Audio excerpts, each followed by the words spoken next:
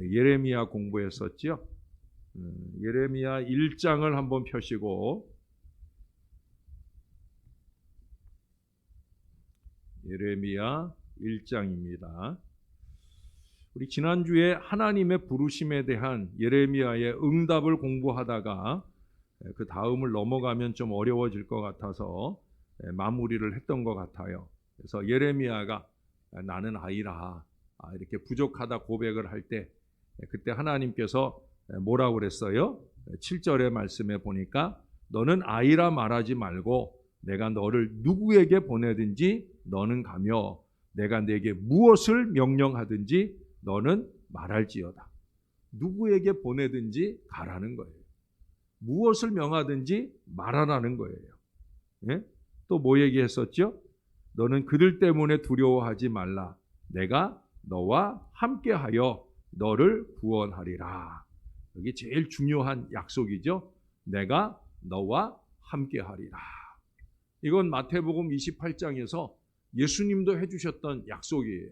너희는 가서 모든 족속으로 제자를 삼아 하면서 쭉 말씀 전파의 전도와 선교의 사명을 주시면서 덧붙여 주신 말씀이 있죠. 볼지어다 내가 세상 끝날까지 너희와 항상 함께 있으리라. 할렐루야. 언제나 이 약속이 중요한 거예요. 임마누엘의 약속은 아무에게나 주어지는 약속이 아니에요. 주님의 복음을 전하러 가는 일에 주님이 함께 하셔서 그 모든 사역들을 감당하게 하셔요. 언제나 이게 우리의 힘이죠. 모든 부름에 이 약속이 따릅니다. 이 약속을 믿으면 응답할 수 있어요. 내 상황이나 처지를 넘어설 수 있는 은혜가 임하게 되어지는 거예요. 그래서 이 약속에 따라 거기 9절과 10절의 말씀을 따르게 되어집니다. 자, 제가 9절을 읽을게요. 여러분들은 10절을 읽어주세요. 여호와께서 그의 손을 내밀어 내 입에 대시며 여호와께서 내게 이르시되 보라 내가 내 말을 내 입에 두었노라. 보라 내가 오늘 너를 여러 나라와 여러 왕국 위에 세워 내가 그것들을 뽑고 파괴하며 파멸하고 넘어뜨리며 건설하고 심게 하였느니라 하시니라. 아멘. 예. 결국 모든 것이 내가 하는 게 아니라 하나님께서 하시는 일인 것을 알 수가 있어요. 예. 우리 입의 말도 그렇고요. 또 그 다음 나오는 심기도 하고 파괴도 하고 하는 모든 일들, 행동, 능력, 이 모든 것들을 다 하나님이 하신다는 거예요. 지금 10절에 말씀하는 이 내용들, 거기 보세요. 여러 나라와 여러 왕국 위에 세워 내가 그것들을 뽑고 파괴하며 파멸하고 넘어뜨리며 건설하고 심게 하였느니라. 보통 일들이 아니죠. 막중한 가업입니다. 어쩌면 그래서 열방의 선지자라 부름받는 그 사명이 더 무거울 수도 있다는 얘기를 지난주에 말씀드렸었어요. 그런데 하나님이 내 입에 내가 내 말을 내 입에 두겠다 하시는 약속과 함께 이 말씀을 의지하고 나아가게 되는 역사를 보게 되어집니다. 그러면서 두 가지 환상을 보여주셔요. 예, 두 가지 환상. 첫 번째 환상은 뭐예요? 11절에 보시면, 자, 11절 여호와의 말씀이 또 내게 임하니라 이르시되 예레미야야 내가 무엇을 보느냐 하시매 내가 대답하되 내가 살구나무 가지를 보나이다. 뭘 본다고요? 예, 살구나무 가지를 본다고. 예. 살구나무 가지를 본다 말하고 있어요. 이 살구나무는 저는 나무를 잘 모르지만 아직 다른 나무들이 한겨울일 때 가장 먼저 싹을 내는 것이 이 살구나무라는 거예요. 어떻게 보면 좀 조급하기도 하고 성급하기도 하는 그런 의미입니다. 자, 그 다음 12절에 보니까 이런 말을 해요. 여호와께서 내게 이르시되 내가 잘 보았도다. 이는 내가 내 말을 지켜 그대로 이루려 함이라. 여기 지켜라는 말을 해요. 하나님이 당신의 말씀을 지켜 그대로 이루려 하는 것, 그거를 뭘로 보여주냐면 살구나무를 통해서 보여준다는 거예요. 왜 그러냐면 히브리 말로 같아요. 살구나무라는 말이나 이 지켜라고 하는 의미를 가진 말이 똑같이 샤케트라고 하는 말이에요. 이 샤케트라고 하는 말, 그 지킨다라는 걸 보여주기 위해서 살구나무 가지 환상을 보여주신 거예요. 물론 단순히 하나님께서 지켜 행한다라는 의미에서만 이 살구나무 가지를 보여준 것이 아니라 아까 말씀드렸죠. 성급하게, 조급하게 그렇게 이 살구나무 가지가 싹을 내는 것처럼 하나님께서 이스라엘을 향한 하나님의 심판을 급하게 이루어 갈 것이다라는 그런 의미까지를 담고 있다는 거예요. 그래서 하나님의 말씀을 그대로 지켜 행한다는 이 강력한 의미로 이 살구나무 가지의 환상을 보여주고 있어요. 그리고 13절에 가서 보면은 13절 여러분들이 한번 읽어 주실래요? 시작. 여호와의 말씀이 다시 내게 임하니라. 이르시되 내가 무엇을 보느냐? 대답하되 끓는 가마를 보나이다. 그 윗면이 북에서부터 기울어졌나이다 하니. 여기 보니까 끓는 가마를 본다. 끓는 가마. 근데 이 끓는 가마에 특징이 있어요. 어떻게 기울어져 있어요? 북에서부터 기울어져 있어요. 그러니까 이스라엘의 고통, 고난, 이스라엘을 치는 막대기로, 이제 남유다죠, 현재로는 남유다인 이스라엘을 치러 오는 막대기가 북방으로부터 내려온다는, 바벨론의 침공이 북방으로부터 이루어지게 될 것이라는 것을 보여주는 말씀이에요. 여러분, 이런 심판의 예언을 하게 되는 일일 때 예레미야가 하고 싶겠어요? 안 하고 싶겠어요? 안 하고 싶죠. 좋은 얘기 하라는 것도 쉽지 않은 일인데 어려운 얘기 하라는 거예요. 17절을 가볼까요? 그러므로 너는 내 허리를 동이고 일어나 내가 내게 명령한 말을 다 그들에게 말하라. 그들 때문에 두려워하지 말라. 내가 그들 앞에서 두려움을 당하지 않게 하리라. 자, 이 말씀을 하는 이유는 두려운 일이라는 거예요? 안 두려운 일이라는 거예요? 두려운 일이라는 거예요. 이미 하나님이 아셔요. 예레미야가 이 말했다가는 돌팔매질 당할 거고 많은 고난과 어려움을 당할 거다 하는 걸 모르는 바가 아니셔요. 그런데도 불구하고 명한 바를 다 말하라 말씀하고 있어요. 그 다음 18절도 보라 내가 오늘 너를 그 온 땅과 유대 왕들과 그 지도자들과 그 제사장들과 그 땅 백성 앞에 견고한 성읍 쇠기둥 놋 성벽이 되게 하였은즉. 좀 전에 두려워하지 말라 했는데 하나님께서 아주 굳은 얼굴을 만들어 주시겠다는 거예요. 절대 걱정하고 벌벌 떠는 존재가 아니라 아주 강건하게 만들어 주시겠다는 거예요. 그러면서 19절에 그들이 너를 치나 너를 이기지 못하리니 이는 내가 너와 함께하여 너를 구원할 것임이니라. 여호와의 말이니라. 거듭해서 어떤 약속이 주어져요? 내가 너와 함께하여 너를 구원할 것이다. 언제나 이 약속이 최선이에요. 약속 때문에 가는 거예요. 하나님의 말씀 때문에 가기도 하고 하나님의 말씀 때문에 서기도 하는 거지만 결국 어떤 약속이에요? 내가 너와 함께 할 거다 하는 이 약속 때문에 가게 되는 거예요. 우리의 영적인 승리는 하나님께 달려 있는 거예요. 히브리서 12장에 말씀하는 것처럼 믿음의 주님이시고 온전케 하시는 분인 우리 예수 그리스도 그분을 바라보면서 승리할 수가 있다라고 하는 거예요. 에스겔 3장 9절에서도 사람의 얼굴을 두려워하지 않도록 말씀하는 걸 보게 됩니다. 그만큼 두렵고 힘든 일이라는 거예요. 왜 그렇게 두렵고 힘든 일이냐? 그것은 이 말씀 전하는 일이 그 뒤에 가서 볼까요? 18장을 먼저 한번 보겠습니다. 18장 18절입니다.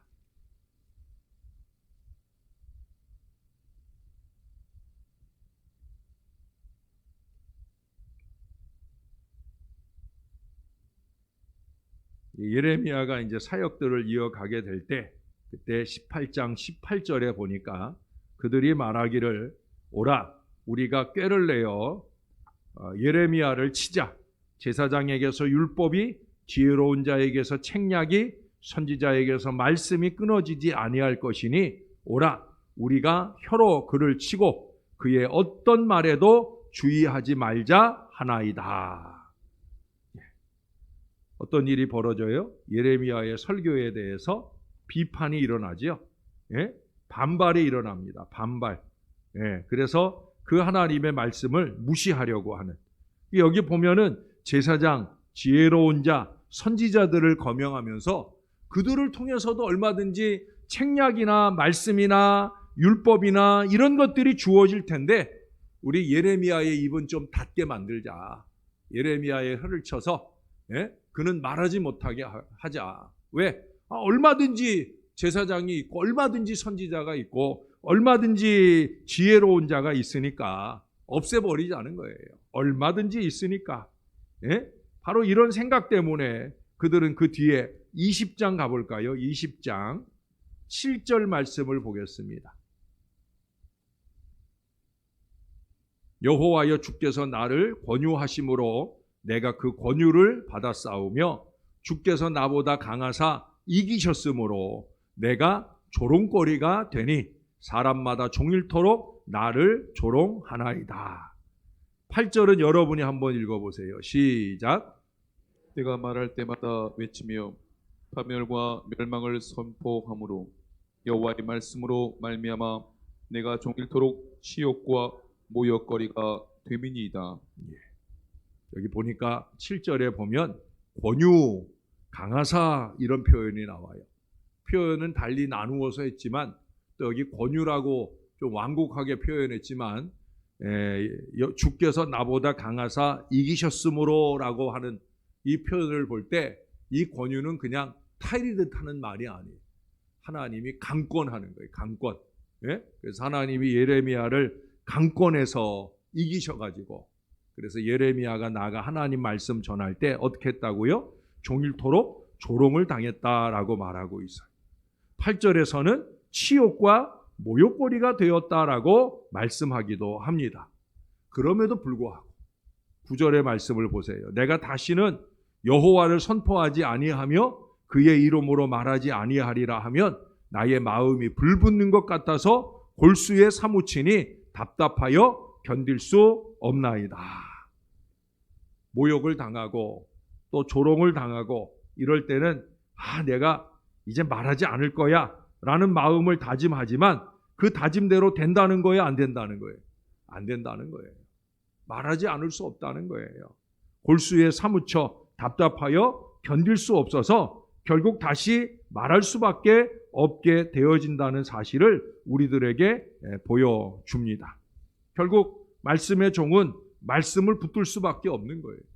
여러분 15장에 가면 더 재미난 표현이 나와요. 15장으로 좀 더 가볼까요? 앞으로 15장입니다.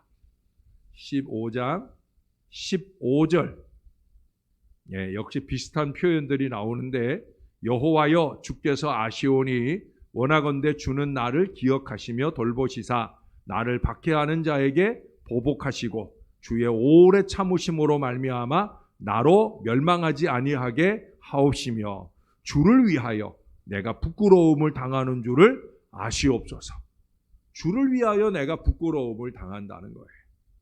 자, 그런데 16절에 가서 보면 만군의 하나님 여호와이시여 나는 주의 이름으로 일컬음을 받는 자라. 내가 주의 말씀을 얻어먹었사오니 주의 말씀은 내게 기쁨과 내 마음의 즐거움이오나. 할렐루야. 주의 말씀으로 인하여 부끄러움을 당해요. 그런데도 뭐라고 표현을 해요? 주의 말씀은 내게 기쁨과 내 마음의 즐거움이 된다라는 이 고백을 합니다. 여기 중요한 표현이 두 가지 나오죠. 주를 위하여 내가 부끄러움을 당한다. 주를 위하여 부끄러움을 당하는 삶을 살게 돼. 또 주의 이름으로 일컬음을 받는 자라 이렇게 표현도 하기도 합니다. 한편으로 보면은 주의 이름 때문에 모욕을 당하고 고통을 당하지만 그러나 한편으로는 주의 이름으로 일컬음을 받는 것이 그 마음에 흡족한 자랑이 된다는 거예요. 예레미야라는 이 이름 네 글자가 자랑이 아니라 주의 이름으로 일컬어짐, 하나님의 사람이라고 일컬어짐, 그것에 대한 영적 자긍심이 예레미야에게 있다는 사실을 우리들에게 보여줍니다. 결국 치욕이나 모욕이나 조롱을 당할수록 그는 마음이 녹아지거나 마음이 약해지는 것이 아니라 오히려 더 마음이 견고해져요. 그의 마음이 견고해지는 근거가 뭐예요? 예? 이 마음의 견고함의 근거, 그의 마음의 견고함의 근거는 뭐예요? 바로 그의 마음속에 있는 하나님의 말씀이죠. 하나님의 말씀이 그의 마음속에 있으니까 그가 견고해지는 거예요. 예. 어떤 어려움이 와도, 치욕이 와도, 모욕이 와도 물론 한편으로는 괴로워합니다마는 그러나 그것이 끝이 아니라는 거예요. 그 마음속에 있는 말씀이 중심이 되어서 그는 견고하게 우뚝 서는 걸 보여줍니다. 아까 20장의 9절의 말씀에 있는 것처럼 나의 마음이 불붙는 것 같아서 골수에 사무치니 답답하여 견딜 수 없다. 그 마음속 깊은 골수에 무엇이 사무치도록 새겨져 있기 때문에 하나님의 말씀이. 사랑하는 여러분, 말씀과 기도로 거룩해지는 것일 뿐만 아니라 하나님의 말씀과 기도로 견고해지는 은혜가 임하게 되어지는 줄로 믿습니다. 15장을 본 김에 16장을 가서 볼까요? 16장. 16장 2절입니다. 2절. 하나님이 어떤 가혹한 말씀을 하시는지 한번 보십시다. 2절 시작. 너는 이 땅에서 아내를 맞이하지 말며 자녀를 두지 말지니라. 예, 두 가지를 얘기해요. 아내를 두지 말아라. 자녀를 두지 말아라. 뭐 아내를 두지 못하니까 자녀를 둘 수 없는 것까지 그에게 어려움으로 다가옵니다. 이곳에서 낳은 자녀와 이 땅에서 그들을 해산한 어머니와 그들을 낳은 아버지에 대하여 여호와께서 이와 같이 말씀하시오니 하면서 자녀를 둔 그 부모들이 겪을 고통과 괴로움을 말씀하고 있어요. 어찌 보면은 예레미야를 통해서 이스라엘의 비극을 온 몸과 삶으로 예언하게 하는 거예요. 어차피 이를 자식이니까 하는 의미로 그렇게 예레미야에게 가혹한 요청을 하셔요. 어떤 요청을? 결혼도 하지 말아라. 또 자식도 두지 말아라. 그뿐만이 아니에요. 그 뒤에 말씀들에 보면은 그 친구들조차 그를 포기하는, 아나돗에 산다고 그랬잖아요. 아나돗에 사는 사람들은 어떤 사람들이라고 그랬어요? 제사장들이에요. 그런데도 불구하고 같은 동료 제사장이었을 이 예레미야가 이 하나님의 말씀을 강하게 선포하고 다니게 될 때 그 친구들조차 그와 가까이 하지 않는 슬픔의 사람이 되고 말았다라고 하는 거예요. 우리가 예레미야를 가리켜서 흔히 눈물의 선지자라고 해요. 눈물의 선지자라고 하는 이유는 두 가지예요. 하나는 조국의 멸망을 바라보면서 예언해야 되는 거예요.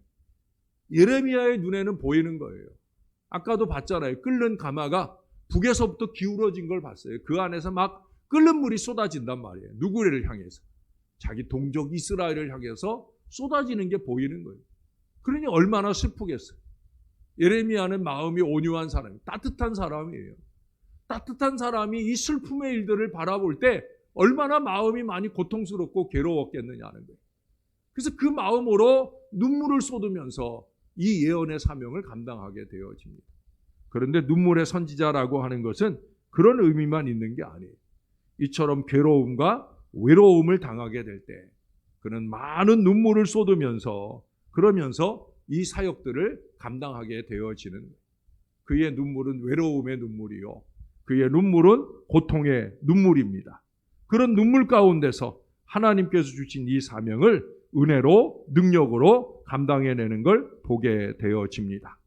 여러분 앞에 9장으로 한 번만 가겠습니다. 왔다 갔다 해서 죄송한데 9장 우리가 어차피 이 예레미야의 내용을 보자는 건 아니라 예레미야를 공부하는 거니까 9장을 잠깐만 가서 보십시다. 9장 1절 여기 그런 얘기 어찌하면 내 머리는 물이 되고 내 눈은 눈물 근원이 됐고 죽임을 당한 딸 내 백성을 위하여 주야로 울리이다.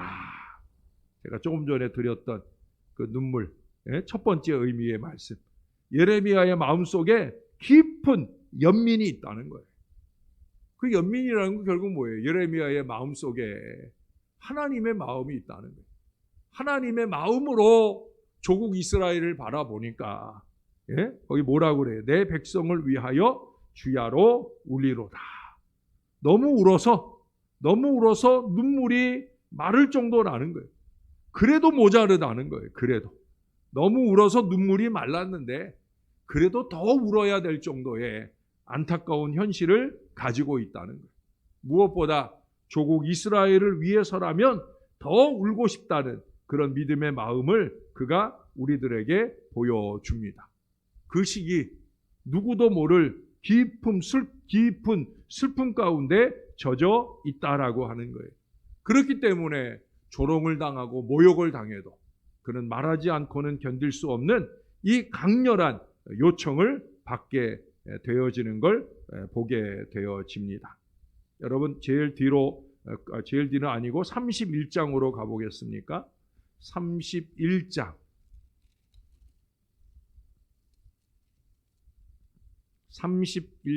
33절입니다. 제가 33절을 읽을게요. 여러분들은 34절을 읽어주세요. 그러나 그날 후에 내가 이스라엘 집과 맺을 언약은 이러하니 곧 내가 나의 법을 그들의 속에 두며 그들의 마음에 기록하여 나는 그들의 하나님이 되고 그들은 내 백성이 될 것이라. 여호와의 말씀이니라. 그들이 다시는 각기 이웃과 형제를 가르쳐 이르기를 너는 여호와를 알라 하지 아니하리니 이는 작은 자로부터 큰 자까지 다 나를 알기 때문이라. 내가 그들의 악행을 사하고 다시는 그 죄를 기억하지 아니하리라. 여호와의 말씀이니라. 아멘. 31절부터 나오는 새 언약의 말씀입니다. 소망의 메시지죠. 결국 눈물을 뿌려가며 사역하는 이 예레미야가 그 사역을 기쁨 가운데 감당할 수밖에 없는 이유는 바로 여기에 있어요.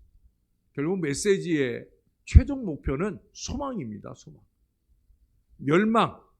멸망이 메시지의 목표가 아니에요. 너희 그러다 다친다. 너희 그러다 죽는다. 너희 그러다 하나님께 심판당한다. 여기까지가 메시지의 목표가 아니에요. 그 다음이죠.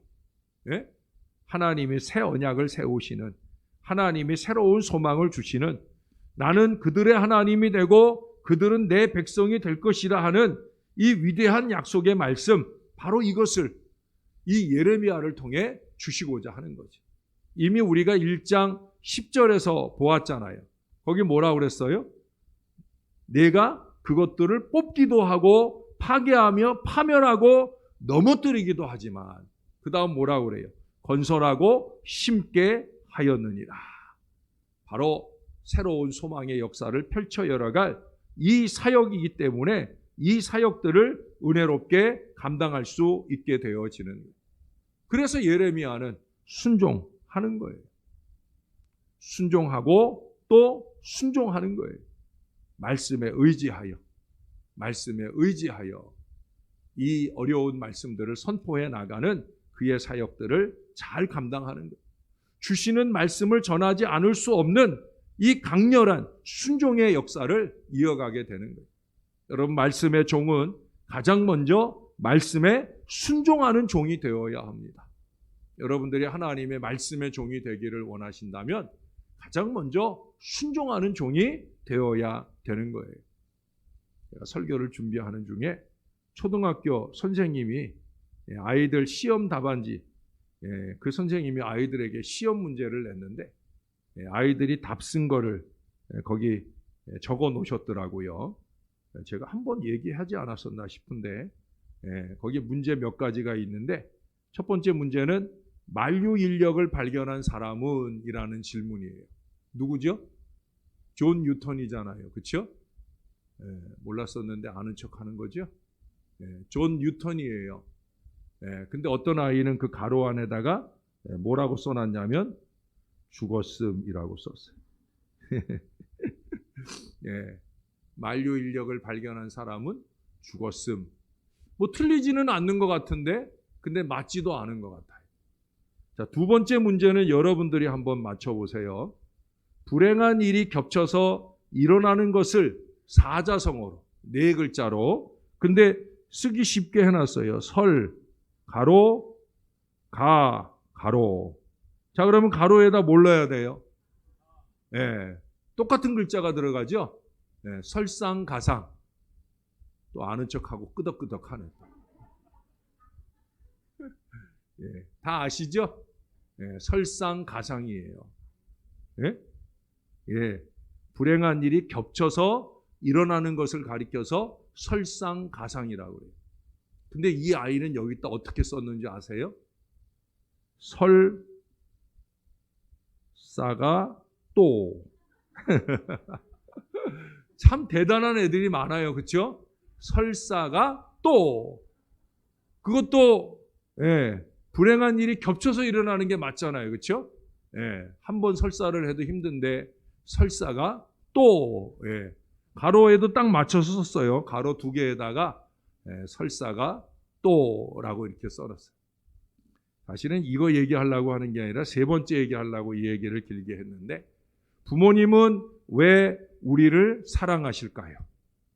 부모님은 왜 우리를 사랑하실까요? 하는 문제예요. 네? 왜 그럴까요? 네. 답은 따로 선생님이 안 적어 놓으셨어요. 근데 답을 재미나게 써놓은 아이가 있어서 그 아이의 답은 거기 적어 놓으셨더라고요. 뭐라고 적었냐면 그러게 말입니다. 예. 부모님은 왜 우리를 사랑하실까요? 그러게 말입니다. 말은 되는 것 같은데 예? 여러분 하나님께서 우리에게 왜 승리를 주실까요? 그러게 말입니다. 이거 아니에요. 예.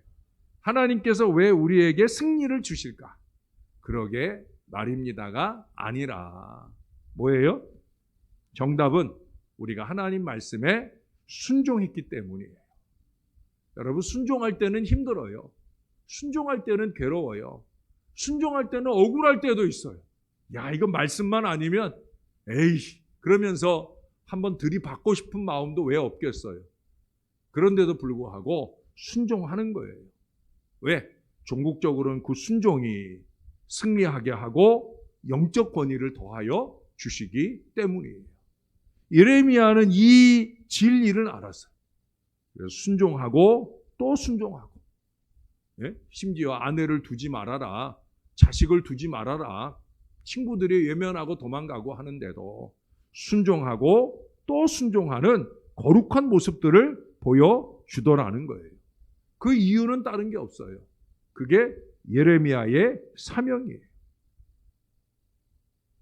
그러면서 이제 예레미야가 그렇게 할 수밖에 없었던 비유를 한 가지 더 말씀해 줍니다. 오늘 이 얘기를 간단히 하고 말씀을 마무리할게요. 18장에 가보겠습니다. 18장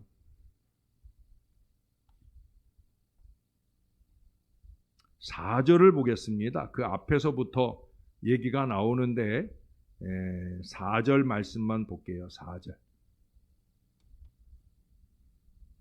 진흙으로 만든 그릇이 토기장이의 손에서 터짐에 그가 그것으로 자기 의견에 좋은 대로 다른 그릇을 만들더라. 여러분 토기장이들이 이 토기 그릇을 만드는 걸 여러분들이 아마 화면을 통해서나 아니면 뭐 이천 같은 데 찾아보고 아마 보신 적이 있을 거예요. 이 사람들이 그릇을 만들다가 이 그릇이 조금이라도 자기 마음에 들지 않게 만들어져. 그 안에 기포가 생긴다든지 이러면 안 되는데 아주 쫀쫀하고 예쁜 자기가 원하는 그릇을 만들어야 되는데 원하는 대로 되질 않는다는 거예요. 그러면 어떻게 한다고요? 여기 토기장이의 손에서 터졌다. 뭉개뜨렸다는 거예요. 없애버렸다는 거예요. 근데 그걸로 끝나는 게 아니에요. 그가 그것으로 자기 의견에 좋은 대로 다른 그릇을 만들더라. 다른 그릇을 만들더라. 여러분 그 뒤에 6절에도 보면 이스라엘 족속아 진흙이 토기장이의 손에 있음같이 너희가 내 손에 있느니라. 여러분 예레미야가 그 슬픔의 눈물의 선지자로서 이스라엘의 멸망을 예언할 수밖에 없음에도 불구하고 순종하고 그 예언을 받들어 섬겼던 이유가 다른 데 있지 않아요. 결국은 하나님께서 그 진흙, 그 토기와 같은 이스라엘 그들을 하나님의 손에서 다시 다른 그릇을 만드실 그 은혜의 미래를 보기 때문입니다. 저는 그래서 예레미야 52장에 걸친 예레미야서를 읽는 것보다도 저는 더 좋은 게 예레미야 애가를 읽을 때. 예레미야 애가는 어때요? 슬픔의 노래예요. 근데 예레미야 애가가 5장으로 되어 있는데 역시 그 중간에 아주 결정적인 반전의 역사가 일어나는 부분이 있어요. 제가 여러분들과 여러 번에 걸쳐서 그 말씀을 보았었습니다. 자, 그 구절을 한 번만 우리 찾아볼게요. 예레미야애가 3장입니다. 예레미야애가 3장 19절부터 볼게요. 내 고초와 재난. 예레미야 애가는 예레미야 다음에 있어요. 3장 19절입니다. 내 고초와 재난 곧 쑥과 담즙을 기억하소서. 내 마음이 그것을 기억하고 내가 낙심이 되오나 이것을 내가 내 마음에 담아 두었더니 그것이 오히려 나의 소망이 되었사오면 여호와의 인자와 긍휼이 무궁하심으로 우리가 진멸되지 아니함이니이다. 할렐루야. 예, 예레미야가 쑥과 담즙. 여러분 쑥이라든지 담즙이라든지 얼마나 써요? 담즙 드셔보셨어요? 저는 전에 허리 아픈 때 저희 형님이 러시아에서 그때 무역업을 하고 러시아와 무역을 할 때 그때 정말 러시아 곰의 쓸개를 정말 가져와 본 적이 있어요. 그거 아주 요만큼만 요만큼만 물에 타서 먹어도요. 얼마 제가 먹어본 것 중에 제일 써요. 예. 저는 이 말이 이해가 돼요. 이 담즙 그 쓸개를 먹어봤으니까. 예. 근데 그렇게 쓴 고통이라는 거예요. 되새겨 볼수록 괴롭다는 거예요. 그런데도 불구하고 자기의 마음속에서 오히려 소망이 있는 이유는 딱 한 가지라는 거예요. 뭐예요? 하나님이에요. 하나님. 언제나 하나님이에요. 예레미야에게 소망을 주신 것도 하나님이에요. 그의 개인적 말씀 사역에 있어서 그가 조롱과 모욕을 당하면서도 소망을 가질 수 있었던 건 뭐예요? 야, 예레미야야, 내가 너와 함께 할 거야. 그게 언제나 예레미야에게 소망이었어요. 마찬가지예요. 지금 이스라엘은 예레미야의 목전에서 멸망을 당했어요. 그걸 바라보는 것이 너무 괴롭고 아프지만 그러나 예레미야의 마음속에 소망이 생겨납니다. 누구 때문에? 하나님 때문에. 사랑하는 여러분, 어렵고 힘들고 괴로운 일들이 왜 없겠습니까? 많이 있죠. 제가 어제도 우리 예담동산이 오늘까지 군종예담을 했어요. 제 14기 군종예담을 하는데 어제 저녁에 하기선 사모님이란 분이 오셔서 그 아이들 앞에 간증을 하는데 이 하기선 사모님은 이 폐 기능이 한 15%밖에 안 남아 있어요. 그러니까 이분은 말씀하시면서도 쉑쉑 소리가 나요. 계속. 숨이 너무 찬 거예요. 이미 죽어도 벌써 돌아가셨을 분이 그래도 아직도 하나님이 사명을 주셨기 때문에 그 사명 때문에 살아계셔요. 이 사모님은 어떤 일을 하냐면 전국에 어려운 교회 사모님들을 섬기는 사역을 해요. 어려운 교회 사모님들을 모아서 위로하고 힘을 주고 용기를 주고 그런 사역들을 해요. 자기도 힘든데 자기 몸 하나 지는데 1년에 4개월 동안을 병원에 입원해 있어야 돼요. 산소호흡기를 늘 꽂고 다녀요. 걸어 다니지는 못해요. 전에는 걸어 다니셨었는데 어제는 보니까 휠체어를 타고 다니시더라고요. 휠체어가 없으면 어딜 다니질 못해. 왜냐하면 조금만 움직여도 슉슉 소리가 나니까. 그분이 병원에서 별명이 이호실 쌕쌕이래요. 왜 쌕쌕이에요? 색소리를 내고 나릅니다. 근데 그러면서도 그분이 오히려 다른 사모님들을 섬기는 위대한 일들을 감당할 수 있는 이유는 딱 하나밖에 없더라고요. 뭐예요? 하나님이에요. 사랑하는 여러분, 하나님이에요. 저와 여러분들보다 더 어렵고 더 힘든 가운데 더 하나님의 일들을 열심으로 감당하는 분들이 많이 있어요. 이유는 딱 한 가지. 하나님 때문에. 하나님 말씀 때문에. 저와 여러분 안에도 그렇게 하나님이 우리의 마음을 흔들어 감동하시는 일에 순종하고 어렵고 힘들 때마다 하나님이 나와 함께 하신다. 이 믿음을 가지고 이겨내시는 우리 하나님의 사람들이 다 되시기를 예수님의 이름으로 간절히 축원합니다. 우리 다 같이 한번 기도하십시다. 한 마음 한 목소리로 간절하게 기도하실 때 하나님, 나도 하나님의 일들을 잘 감당하고 싶습니다.